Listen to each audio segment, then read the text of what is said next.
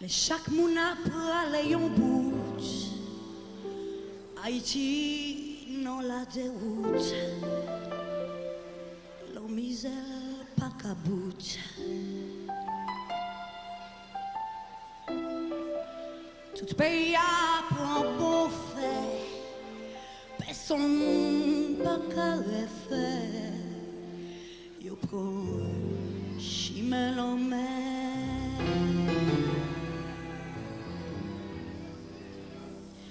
Yo kill bitè nan fond bateau, gen sak mouri nan l'eau, vieux vent ka drive yo.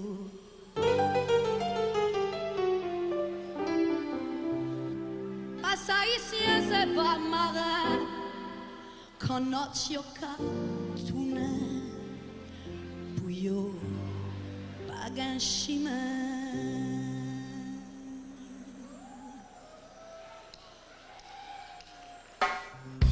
Anti-geste pour yo, et en tendresse pour yo, et en faveur pour yo, et en l'honneur pour yo, et en épaules pour yo, et en parole pour yo, et en respect pour yo, liberté pour yo. Anti-geste pour yo, et en tendresse pour yo, et en faveur pour yo, et en l'honneur pour yo, et en épaules. Qui ont parole pour yo, qui ont respect pour yo, liberté pour yo. Sur la question du tremblement de terre, des ponts, où sont passés l'argent pour la reconstruction d'Haïti, etc. Et puis, tu as montré aussi le cynisme d'un Bill Clinton qui est capable de détourner l'argent mais pour aller cracher sur Haïti en République dominicaine. Oui, tout ça nous intéresse, mais quelle est la part des responsabilités des Haïtiens eux-mêmes? C'est ça la question. À quel moment les Haïtiens, les représentants d'Haïti, les 13, ce sont, je crois qu'il faut rendre hommage aux 13 à un moment donné qui ne supportaient plus être dans une commission où ils étaient juste là pour avaliser, dire ok. Donc ils ont sorti vous avez tous vu le film de Raoul Peck, L'assistance mortelle. Dans ce film, on a vu les 13 Haïtiens se rebeller. Et j'étais assez content de voir ça. Mine de rien, même si c'était un peu théâtral, on a vu aussi le feu président Préval se lever au moment où Bill Clinton allait prendre la parole. À un moment donné, ça puait. On ne pouvait plus. On ne peut plus faire semblant. Donc voilà. Certes, il y a énormément d'argent de proposer à Haïti à cette époque-là. Tout n'a pas été débloqué réellement. Le peu qui a été débloqué a été détourné, c'est vrai, et le pays se retrouve encore en situation très difficile. Je termine là-dessus pour vous dire que je peux te rejoindre sur si d'aventure la même chose se produisait, on risquerait d'avoir des morts en trop par rapport à ce qu'on a connu en 2010. Pourquoi? Les gens qui sont capables de reconstruire, on reconstruire l'identique, sinon ils ont fait pire. Et puis, il suffit de regarder les 1000 villages qui ont été créés également, ça étageait, et il y a Jalousie, Pèlerin et les autres, où là, sincèrement, la communauté internationale n'a pas raté l'occasion d'humilier encore une fois Haïti. Donc, Petro-Caribé, plus de 4,2 milliards encore. Donc, on a 14 milliards.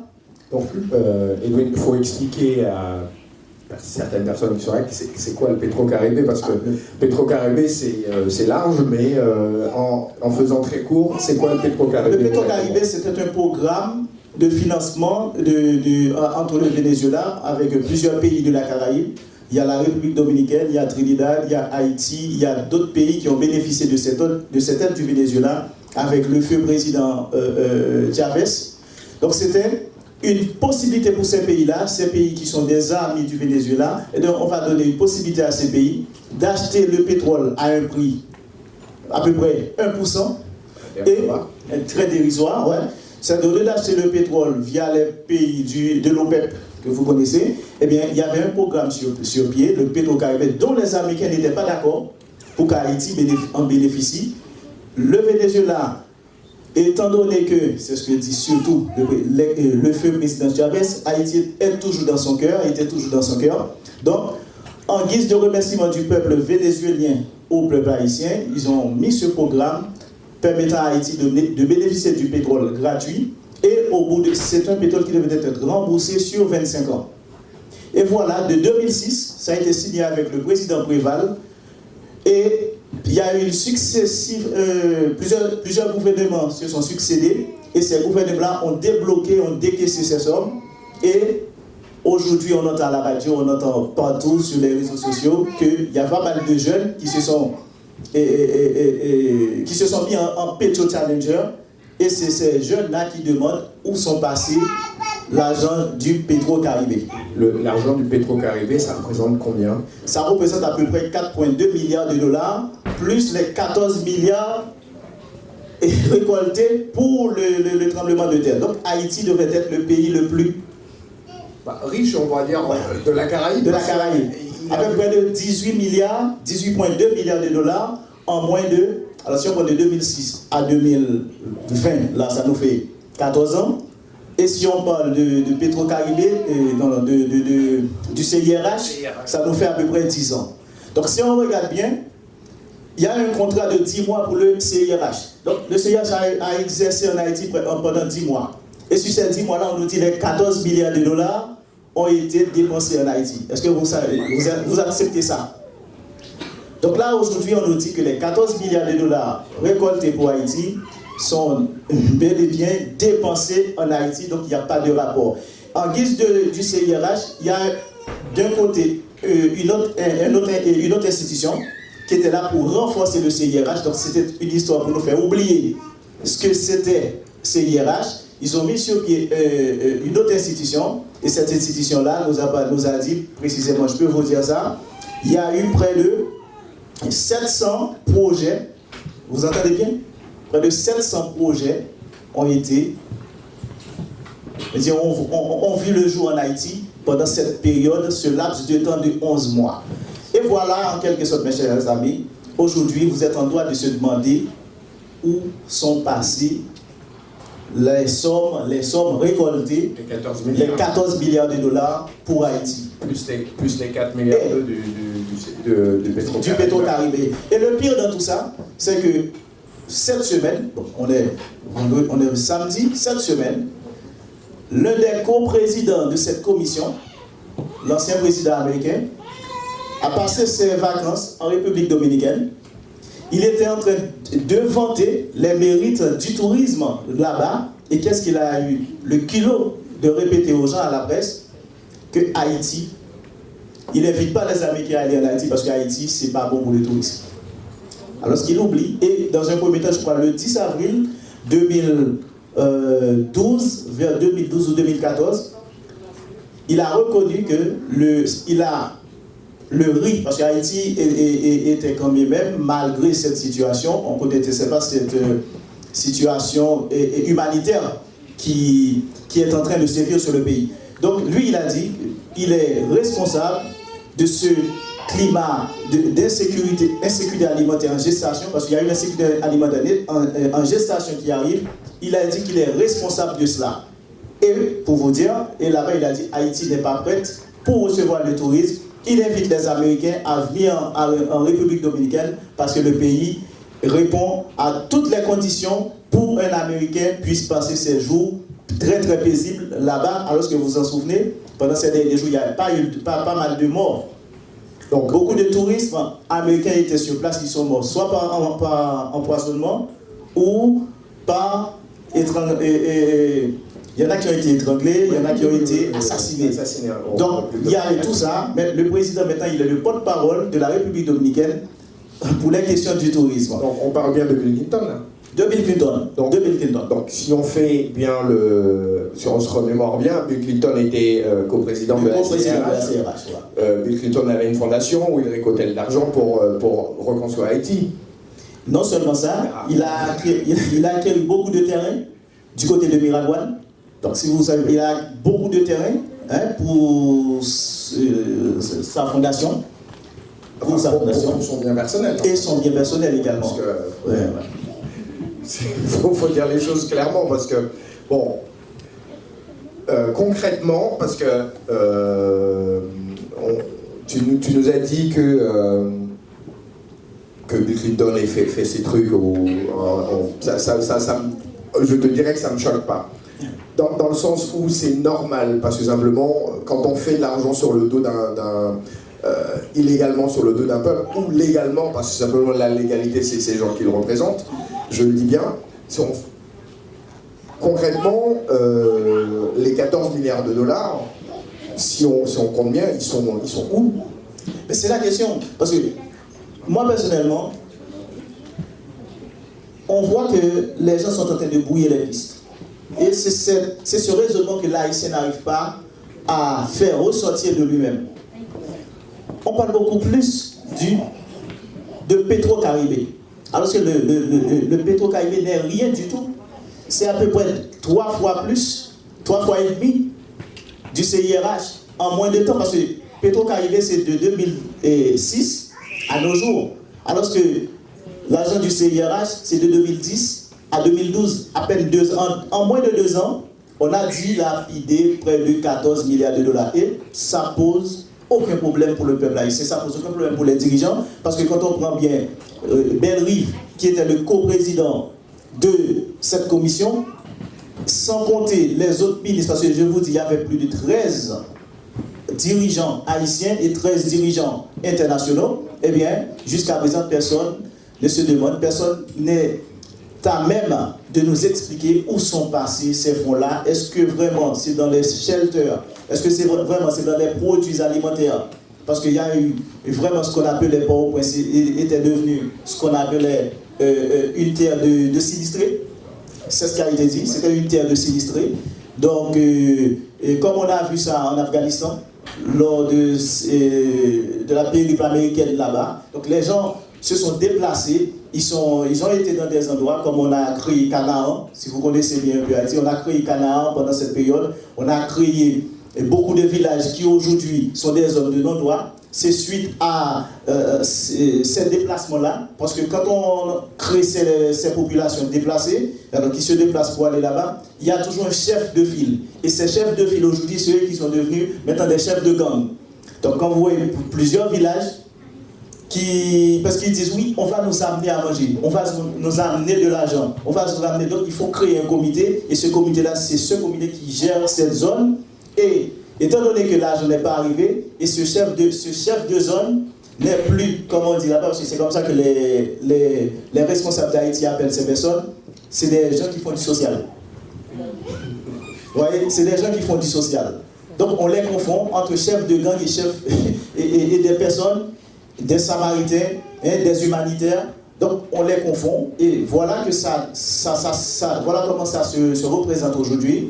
On a des endroits non fréquentables, on a des zones où même la police ne peut pas mettre les pieds, et bien à cause de quoi? Juste pour maquiller, comme je vous dis, c'est pour maquiller cette histoire de CIRH. On ne donne pas le droit à quelqu'un.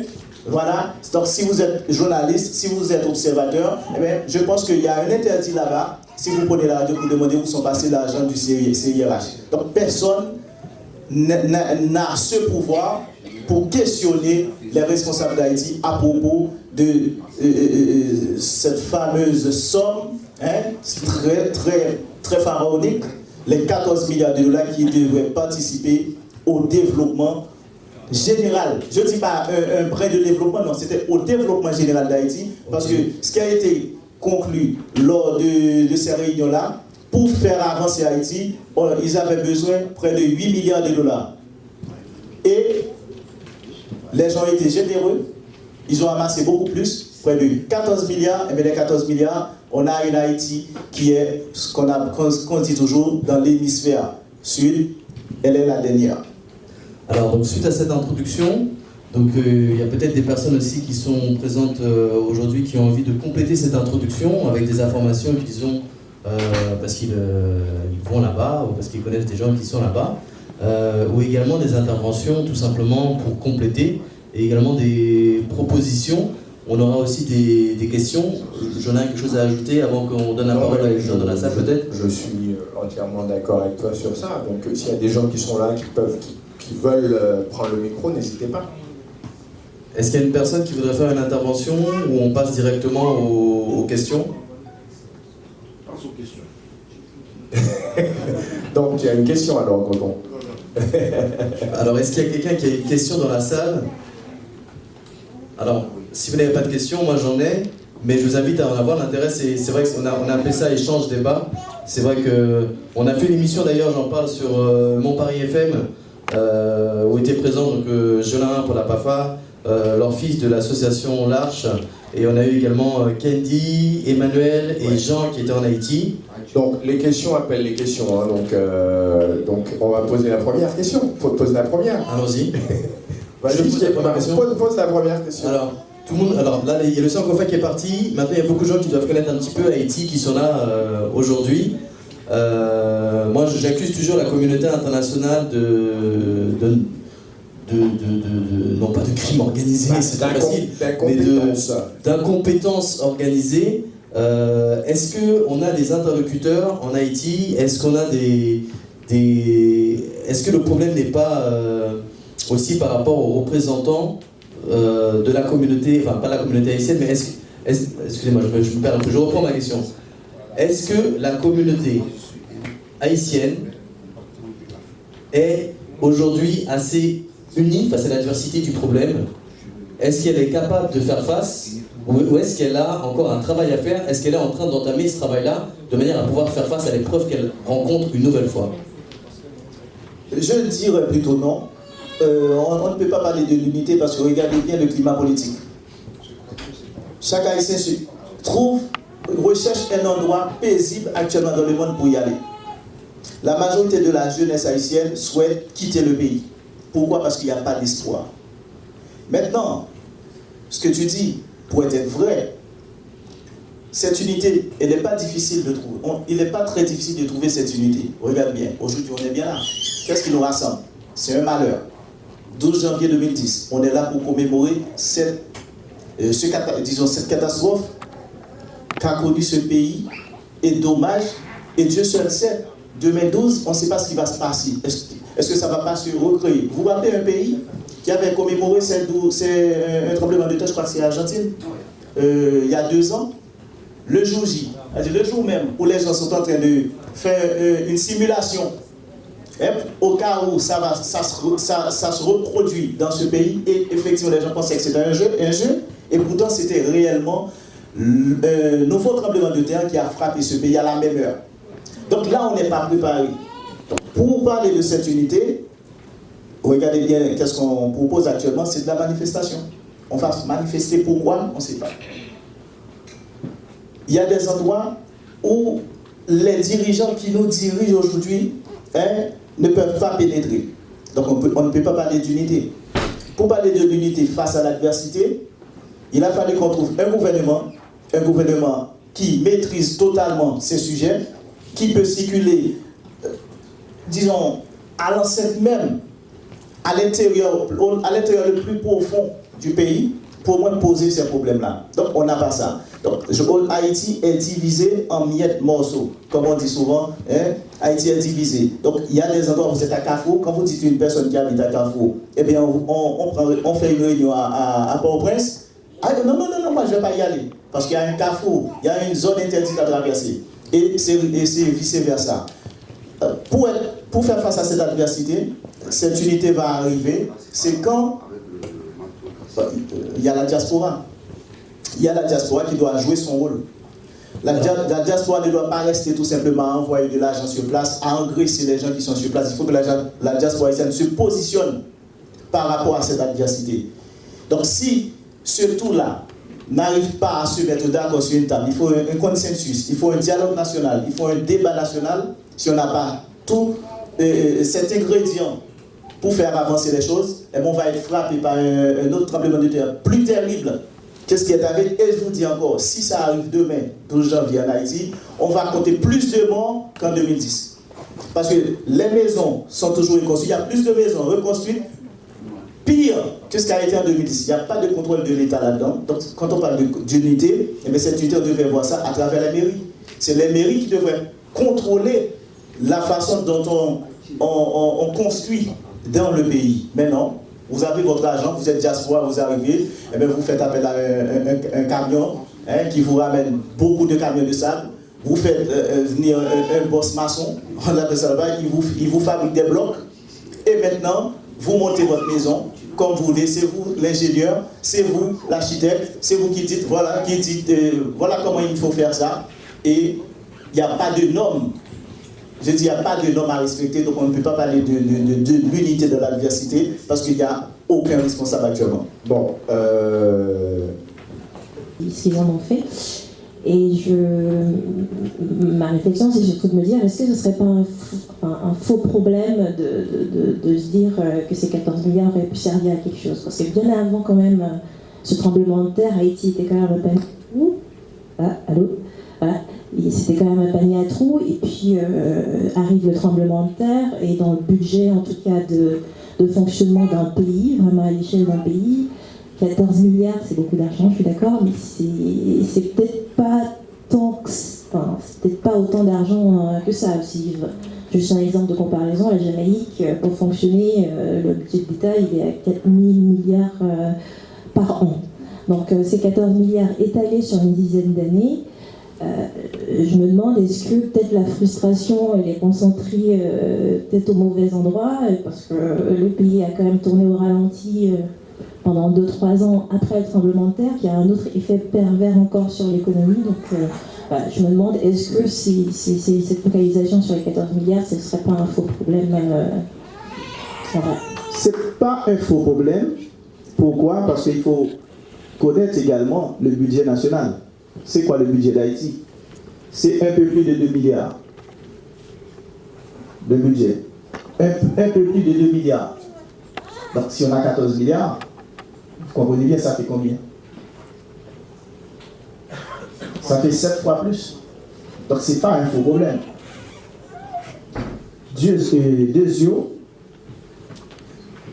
Quand on regarde les pays d'à côté, ou encore, moi je vais prendre l'exemple banal.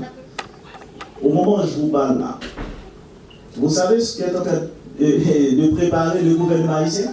Vous savez? On fait ça de commémorer le 12 janvier. Ils sont en train de préparer le carnaval.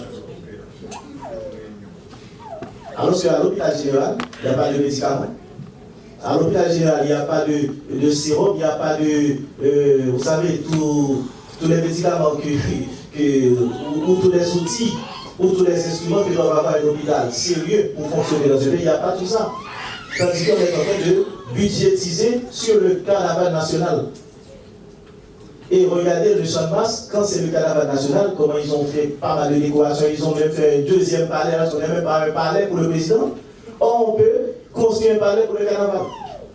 Donc, cette conscience que parlait notre ami, on n'a pas ça. Ce n'est pas un faux problème. Donc, l'idée, c'est plus facile de trouver des idées pour détourner de l'argent, mais quand il faut reconstruire sérieusement le pays, poser un jalon, dire écoutez, il faut, si quelqu'un veut être candidat pour Haïti, il ne faut pas se présenter comme un candidat pour 5 ans. Il faut venir avec un projet pour 30 ans minimum. Donc voilà le projet que moi, je parle, moi, juste entre parenthèses, voilà le projet que j'ai pour Haïti pour 30 ans. Il ne faut pas venir avec ce qu'on faisait avant 2017, avant les élections de 2015, ce qu'on faisait avant. Il faut voter un slogan. Il faut sortir de tout cela. Il n'y a pas un faux semblant. Avec 14 milliards de dollars, s'il y avait des hommes sérieux dans ce pays, eh bien, on aurait vu une autre Haïti pousser du sol de ce continent des Caraïbes. Et je pense que le monde entier serait jaloux de ce pays. Et ce serait l'effet inverse. Aujourd'hui, c'est les Haïtiens qui vont à l'étranger. Et vous voyez, c'est les étrangers qui viennent. C'est Haïti qui allait expulser du monde. Ce n'est pas les gens qui allaient expulser les Haïtiens. Donc, avec 14 milliards de dollars, il y avait pas mal de choses à faire dans ce pays. Mais malheureusement, regardez bien chaque dirigeant qui sont passés au pouvoir, regardez leur train de vie. On n'a pas un palais. Pardon, je coupe. J'étais absent. Est-ce que vous avez parlé aussi des choses positives? Parce que non, mais moi j'allais y venir, mais il y a une dernière question. On va finir. On va laisser finir. Voilà. Oui, donc c'est pour vous dire, pendant qu'on parle de ces 14 milliards, pendant qu'on parle de 4,2 milliards, si on prend des présidents qui sont passés au pouvoir, regardez ce qu'ils ont construit en 5 ans. De belles villas. Et ça, on a les yeux pour voir ça, mais on n'a même pas un hôpital.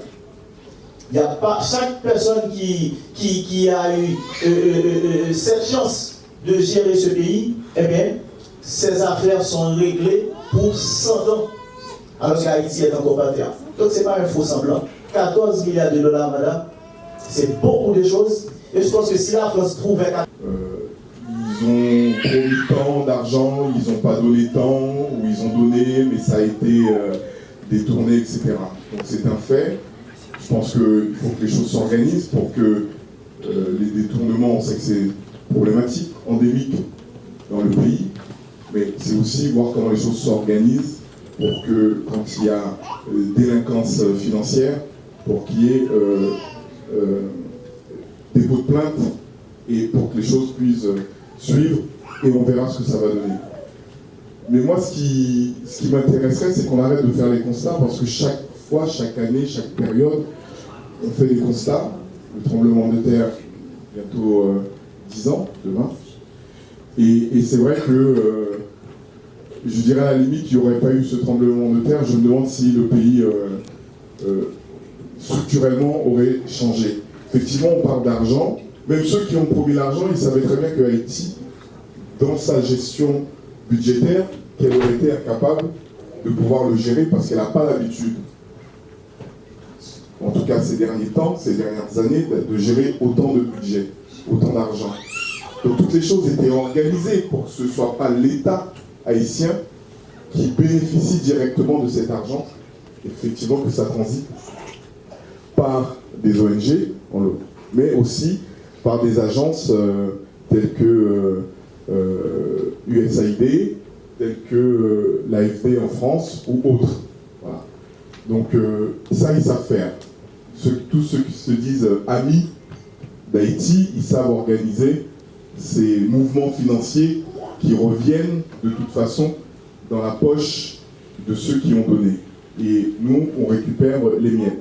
Mais moi, ce qui m'intéresse, et ça va être la seconde partie que vous allez aborder, c'est évidemment comment nous, en face de ce constat-là, parce qu'on fait beaucoup d'efforts, les Haïtiens, les amis d'Haïti, tous ceux qui ont un intérêt, quelconque, quel que soit l'intérêt pour ce pays-là, c'est comment on continue à s'organiser, on continue à faire des choses, mais comment on peut porter notre voix un peu plus loin, comment on s'adresse à nos sœurs et nos frères là-bas, comment on s'adresse également, parce qu'il y a un certain nombre de personnes en Haïti, nous on est loin, on observe, on a nos familles, mais il ne faut pas oublier qu'il y a aussi un certain nombre de personnes en Haïti qui militent, ce sont des militants, ce sont des gens qui ont à cœur que les choses bougent également, c'est de pouvoir mieux les identifier, mieux les accompagner, mieux les supporter, parce que on est quand même loin. Mais notre force, elle n'est pas diminuée, mais on est quand même loin, et je pense qu'il faut qu'on arrive à donner un plus de force à ceux qui sont régulièrement sous le béton, ou sur le béton. Ils ont promis tant d'argent, ils n'ont pas donné tant, ou ils ont donné, mais ça a été détourné, etc. Donc c'est un fait. Je pense qu'il faut que les choses s'organisent pour que les détournements, on sait que c'est problématique, endémique dans le pays, mais c'est aussi voir comment les choses s'organisent pour que quand il y a délinquance financière, pour qu'il y ait dépôt de plainte et pour que les choses puissent suivre et on verra ce que ça va donner. Mais moi, ce qui m'intéresserait, c'est qu'on arrête de faire les constats parce que chaque fois, chaque année, chaque période, on fait des constats. Le tremblement de terre, bientôt 10 ans, demain. Et c'est vrai que, je dirais à la limite, qu'il n'y aurait pas eu ce tremblement de terre. Je me demande si le pays, structurellement, aurait changé. Effectivement, on parle d'argent. Même ceux qui ont promis l'argent, ils savaient très bien que Haïti, dans sa gestion budgétaire, qu'elle aurait été incapable de pouvoir le gérer parce qu'elle n'a pas l'habitude, en tout cas ces derniers temps, ces dernières années, de gérer autant de budget, autant d'argent. Donc toutes les choses étaient organisées pour que ce ne soit pas l'État haïtien qui bénéficie directement de cet argent, effectivement que ça transite par des ONG, mais aussi par des agences tels que USAID, tels que l'AFD en France ou autres. Voilà. Donc ça, ils savent faire. Tous ceux qui se disent amis d'Haïti, ils savent organiser ces mouvements financiers qui reviennent de toute façon dans la poche de ceux qui ont donné. Et nous, on récupère les miettes. Mais moi, ce qui m'intéresse, et ça va être la seconde partie que vous allez aborder, c'est évidemment comment nous, en face de ce constat-là, parce qu'on fait beaucoup d'efforts, les Haïtiens, les amis d'Haïti, tous ceux qui ont un intérêt, quel que soit l'intérêt pour ce pays-là, c'est comment on continue à s'organiser, on continue à faire des choses, mais comment on peut porter notre voix un peu plus loin, comment on s'adresse à nos sœurs et nos frères là-bas, comment on s'adresse également, parce qu'il y a un certain nombre de personnes en Haïti, nous on est loin, on observe, on a nos familles, mais il ne faut pas oublier qu'il y a aussi un certain nombre de personnes en Haïti qui militent, ce sont des militants, ce sont des gens qui ont à cœur que les choses bougent également, c'est de pouvoir mieux les identifier, mieux les accompagner, mieux les supporter, parce que on est quand même loin. Mais notre force, elle n'est pas diminuée, mais on est quand même loin, et je pense qu'il faut qu'on arrive à donner plus de force à ceux qui sont régulièrement sous le béton, ou sur le béton. La 26, Michel Berger, question difficile. 14 milliards de dollars aujourd'hui, eh bien, la manif qu'on a donnée tous les samedis, et tout ce qu'on a encore, eh bien, on devrait passer de tout cela. Donc, ils ont promis tant d'argent, ils n'ont pas donné tant, ou ils ont donné, mais ça a été détourné, etc. Donc c'est un fait. Je pense qu'il faut que les choses s'organisent pour que les détournements, on sait que c'est problématique, endémique dans le pays, mais c'est aussi voir comment les choses s'organisent pour que, quand il y a délinquance financière, pour qu'il y ait dépôt de plainte et pour que les choses puissent suivre, et on verra ce que ça va donner. Mais moi, ce qui m'intéresserait, c'est qu'on arrête de faire les constats, parce que chaque fois, chaque année, chaque période, on fait des constats. Le tremblement de terre, bientôt 10 ans, demain. Et c'est vrai que, je dirais à la limite, il n'y aurait pas eu ce tremblement de terre. Je me demande si le pays, structurellement, aurait changé. Effectivement, on parle d'argent. Même ceux qui ont promis l'argent, ils savaient très bien que Haïti, dans sa gestion budgétaire, qu'elle aurait été incapable de pouvoir le gérer parce qu'elle n'a pas l'habitude, en tout cas ces derniers temps, ces dernières années, de gérer autant de budget, autant d'argent.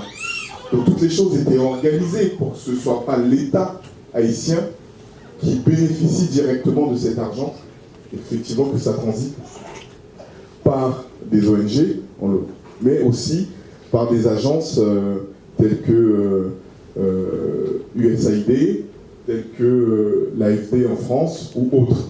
Voilà. Donc ça, ils savent faire. Tous ceux qui se disent amis d'Haïti, ils savent organiser ces mouvements financiers qui reviennent de toute façon dans la poche de ceux qui ont donné. Et nous, on récupère les miettes. Mais moi, ce qui m'intéresse, et ça va être la seconde partie que vous allez aborder, c'est évidemment comment nous, en face de ce constat-là, parce qu'on fait beaucoup d'efforts, les Haïtiens, les amis d'Haïti, tous ceux qui ont un intérêt, quel que soit l'intérêt pour ce pays-là, c'est comment on continue à s'organiser, on continue à faire des choses, mais comment on peut porter notre voix un peu plus loin, comment on s'adresse à nos sœurs et nos frères là-bas, comment on s'adresse également, parce qu'il y a un certain nombre de personnes en Haïti, nous on est loin, on observe, on a nos familles, mais il ne faut pas oublier qu'il y a aussi un certain nombre de personnes en Haïti qui militent, ce sont des militants, ce sont des gens qui ont à cœur que les choses bougent également, c'est de pouvoir mieux les identifier, mieux les accompagner, mieux les supporter, parce que on est quand même loin. Mais notre force, elle n'est pas diminuée, mais on est quand même loin, et je pense qu'il faut qu'on arrive à donner plus de force à ceux qui sont régulièrement sous le béton, ou sur le béton. J'arrive, je m'assois et j'écoute les gens parler. Moi, je suis dans l'action. Ça veut dire que si on est là aujourd'hui, on ne va pas faire qu'écouter le monsieur. Ça veut dire que demain, moi, j'aimerais bien que vous allez sur le sol haïtien et vous vous permettez de dire voilà, moi je suis haïtien et je suis là pour vous aider, comme ils ont fait nos ancêtres. Ils ne se sont pas dit voilà, quoi, comment dire, voilà, on est des esclaves et voilà, on reste longtemps. On va agir. Donc, si vous voulez vraiment que Haïti change, donc arrêtez d'écouter les gens, arrêtez d'écouter des informations et allez sur le sol haïtien et allez agir. Prenez votre autonomie, arrêtez d'être esclave. Arrêtez d'être esclave. Donc soyez libre. C'est ça un homme libre. Un homme libre, il agit. Il ne faut pas qu'écouter, il ne faut pas que se focaliser sur une opinion personnelle. Donc, vous entendez des choses à la télévision. Donc le mieux que vous puissiez faire, c'est d'aller sur le sol haïtien. Vous savez très bien comment les gens réfléchissent. Vous savez très bien comment les gens vivent. Donc le mieux, c'est d'apporter votre touche personnelle afin de changer correctement la vie des Haïtiens. Et la première chose qu'on doit changer, nous les Haïtiens, c'est la mentalité. C'est le fait que les autorités haïtiennes se permettent de nous garder dans l'ignorance. Et c'est ça qui nous empêche d'avancer. Parce que des pays occidentaux qui viennent chez nous et ils puisent de nos richesses chez nous, je trouve que c'est irrespectueux. Donc moi c'est ce que je voulais dire moi. Donc comme je disais, moi j'ai pas l'habitude j'ai pas l'habitude de prendre la parole. Hein. Mais donc quand je prends la parole, moi c'est pour agir, c'est pas seulement pour écouter voilà quoi. Donc Jean, c'est ça ton prénom, hein, c'est ça? Moi mon prénom c'est Ardèche, mon nom de famille c'est Charles. Charles, monsieur Charles, on l'applaudit s'il vous plaît parce que simplement je vais vous faire une petite digression, c'est que depuis 10 ans je suis dans la communauté, c'est la première fois que je vois un jeune haïtien prendre le micro pour dire que les choses doivent changer. C'est bien la première fois et on t'attend dans les prochaines. Hein. Tu reprends le micro et tu dis tout ce que tu veux. Bon, solidaire Haïti, parce qu'au fait, ce qui m'a touché, je suis malien. Donc, il y a un ami qui m'a invité de venir ici, mais je savais pas que c'était pour le débat, pour aider Haïti. Donc, j'ai le même problème dans mon pays, qui est le Mali aujourd'hui, et nous, on souffre. Mais la solidarité, il n'y a pas mieux que ça. Parce que chez nous, ce n'est pas vraiment comme ce que je vois ici. Les Haïtiens, ils se réunissent ensemble pour parler le problème qui se passe chez eux. Donc, comme le jeune a eu à dire, il ne faut pas que ça reste sur Facebook, sur WhatsApp, pour dire que oui, il y a ceci, cela au pays. Il faut que l'Afrique réfléchisse pour soutenir entre nous-mêmes, pour sortir notre pays, nos pays plutôt, dans le problème. Donc voilà, c'est pour cela que j'ai eu quelques mots à dire. Donc voilà, merci vraiment. Ouais. Très bien, merci monsieur. Ben, sinon, moi-même, je suis un créateur de la mode africaine comme je suis habillé. Et je suis habillé par moi-même. Donc vraiment, je soutiens beaucoup les Haïtiens dans leur combat. Il faut qu'ils continuent. Ils se réunissent pour parler de leurs problèmes. Donc c'est ça qui peut faire sortir Haïti dans le problème. Je pense que le problème il est aussi psychologique aussi. Je pense qu'à un moment donné, il faut passer à autre chose.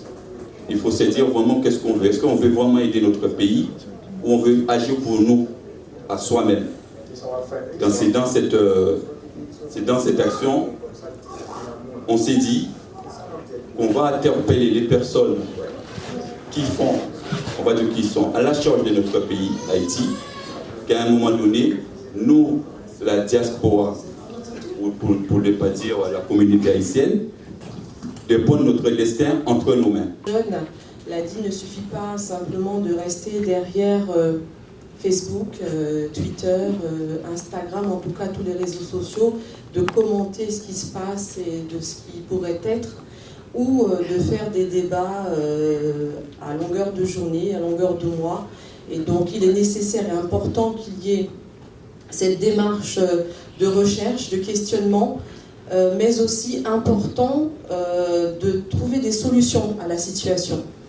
Et Donc j'ai trouvé l'intervention de ce jeune très pertinent, parce que c'est une jeunesse qui crie, c'est une jeunesse qui veut que les choses avancent. Je ne sais pas s'il est né en Haïti, mais en tout cas, pour moi, pour ces débuts d'année, ce cri-là est un cri qui doit vraiment marteler notre esprit, à savoir maintenant, il faut qu'on agisse. Et agir comment? De quelle manière? Tout en sachant que nous avons une communauté, si du moins on peut l'appeler communauté, puisqu'au fur et à mesure que j'avance un petit peu dans le temps, je vois qu'il n'y a pas d'esprit communautaire, mais il y a un esprit d'individualisme. Donc, ce que nous essayons, avec plein d'autres qui ont les mêmes idées, nous ne cessons de parler de l'union fait la force, de se réunir, mais quand est-ce qu'allons-nous, concrètement parlant, mettre une action en place et se dire, ok, on a assez dit qu'on a envie de se réunir, quand est-ce que tout un chacun va être capable, tous les organismes, toutes les organisations qui sont sur Paris ou même à l'extérieur de Paris, dans l'Île-de-France, toute la France en tout cas, en tant qu'Haïtiens ou amis d'Haïti, tels que la communauté africaine, puisque nous en sommes des descendants. Quand est-ce qu'à un moment donné, on va se mettre en accord? Donc, de par la situation, l'initiative est venue du frère qui m'a appelé, qui m'a dit, écoute, là, il faut que ça bouge.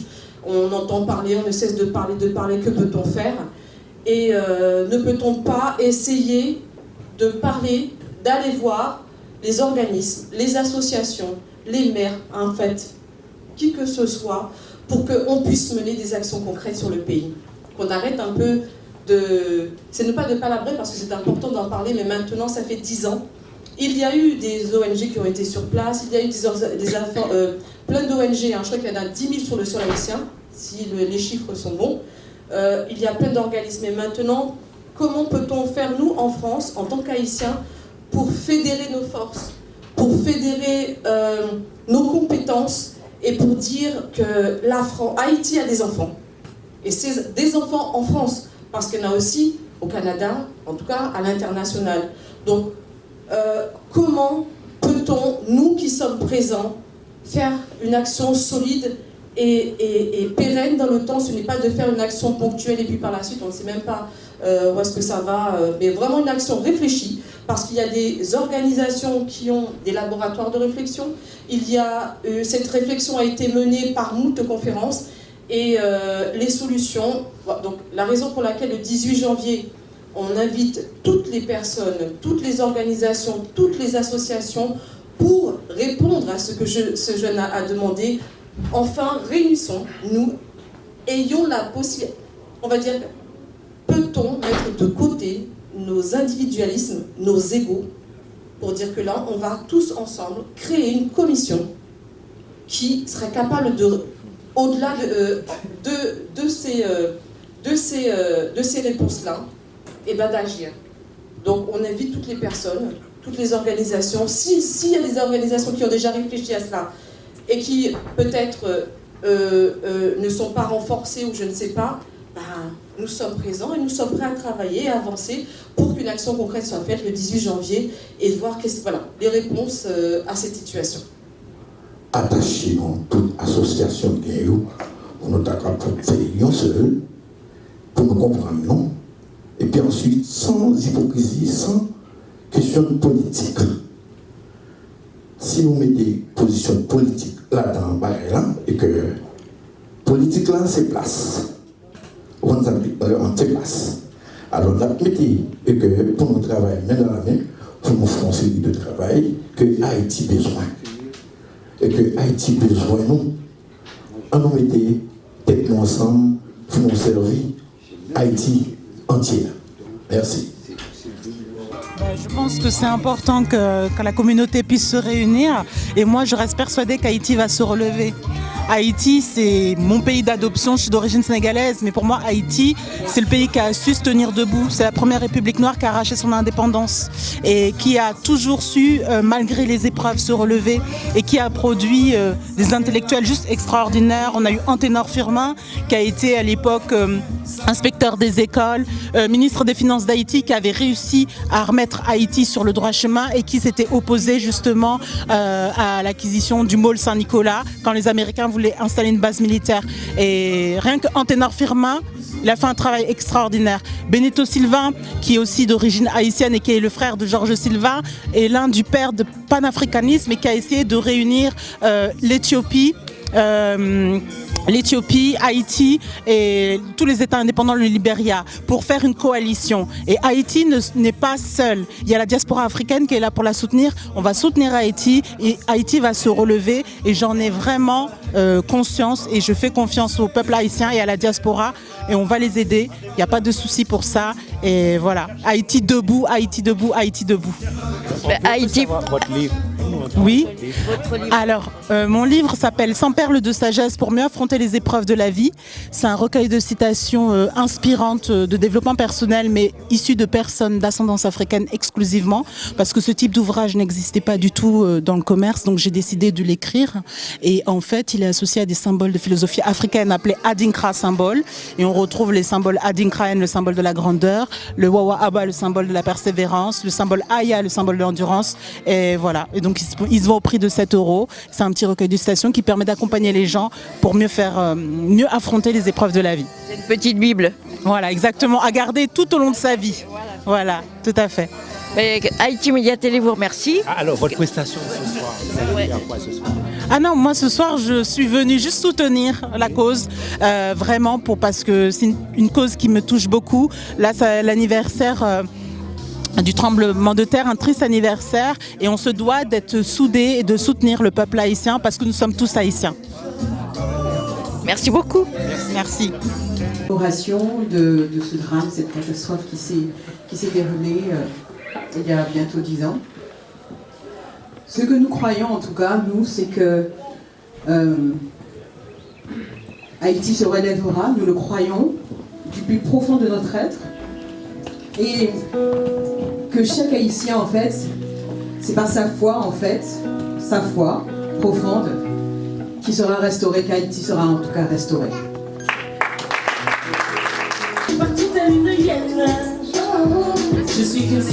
Oui, bonsoir.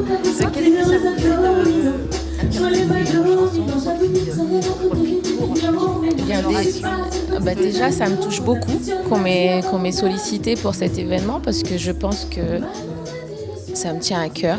Ça me tient à cœur de revenir déjà sur scène et ça me tient à cœur de participer à cet événement-là pour cette commémoration, pour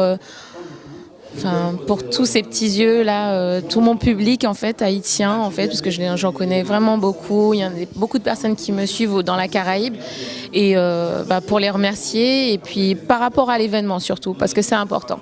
Qui fait que la vie continue et que cette île qui est symbole de puissance et de liberté, parce qu'on sait très bien dans l'histoire l'exemple qu'a été Haïti pour le monde entier et pourquoi elle paye encore aujourd'hui, mais malgré tout c'est cette force et elle est encore debout. Donc on croit aussi en sa guérison, on croit aussi que c'est aussi le fait que chacun mette sa foi et sa vision pour un Haïti demain meilleur qui fait que ça va arriver, quoi. Donc continuer de garder cette vision de Haïti guéri, Haïti chéri, voilà. Et que l'amour... Moi, je fais partie de la PAFA, comme plein d'autres associations qui existent haïtiens qui existent ici en France, en Europe, aux États-Unis. Les associations font un travail en Haïti. Quand je prenais l'exemple d'une association qui s'appelle APDH. APDH, ils ont construit dans la région où ils sont. Les gens peuvent aller sur Internet. Hein. C'est-à-dire que maintenant, vous faites Google Association haïtienne française, vous allez en trouver pléthore. Mais je sais qu'il y a beaucoup, au moins une cinquantaine d'associations. Oui, mais ils travaillent. Ces associations font un travail avec les petits moyens qu'ils ont. Vous avez, quand je prends l'association APDH, ils ont construit une clinique, ils ont construit des choses en Haïti, mais ça leur a pris 7 ans. Vous allez bien ? Ça va bien. Quelle est suite à votre long discours, quelle est votre impression par la suite ? Donc, alors c'est important ce genre d'événement parce que c'est une date qui nous rappelle une histoire tragique d'Haïti. En Haïti, il n'y a pas que sortir de l'esclavage et devenir un peuple libre. Il y a aussi le tremblement de terre, il y a aussi pas mal d'événements qui se sont succédés sur Haïti.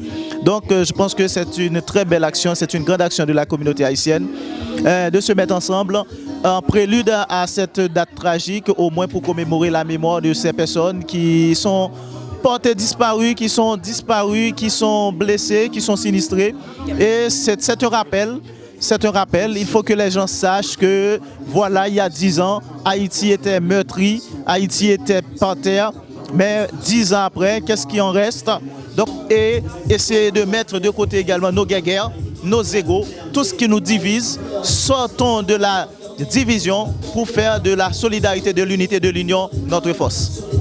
Bon, j'étais là parce qu'il y a les collègues qui veulent commémorer les 10 ans.